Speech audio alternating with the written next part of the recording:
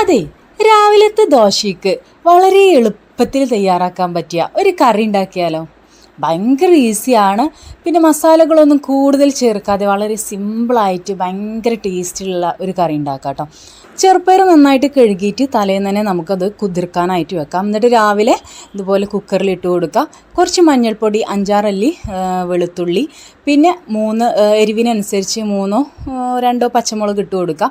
പിന്നെ ഉപ്പ്, ആവശ്യത്തിനുള്ള വെള്ളം കൂടെ ചേർത്തിട്ട് നമുക്കത് വേവിച്ചെടുക്കാം.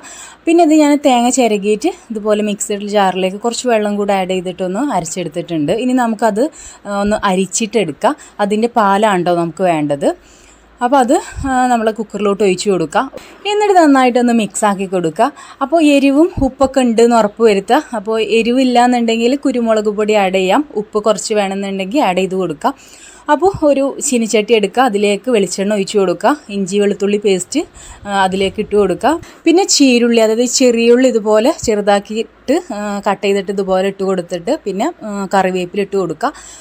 പിന്നെ കുറച്ച് മഞ്ഞൾപ്പൊടിയും കൂടി ഇട്ട് കൊടുത്തിട്ട് നന്നായിട്ട് വഴറ്റിയെടുക്കുക. അപ്പോൾ ഉള്ളി ഒന്ന് ബ്രൗൺ കളറായി വരുന്ന സമയത്ത് നമുക്ക് കറി ഇതിലേക്ക് ഒഴിച്ച് കൊടുക്കാം കേട്ടോ.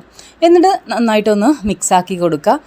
അങ്ങനെ നമ്മുടെ കറി ഇവിടെ റെഡി ആയിട്ടുണ്ട്. ഭയങ്കര സിമ്പിളാണ്, കൂടുതൽ മസാലകളൊന്നും ഇല്ലാതെ വളരെ എളുപ്പത്തിൽ തയ്യാറാക്കാൻ പറ്റിയിട്ടുള്ളൊരു ഐറ്റമാണ് കേട്ടോ.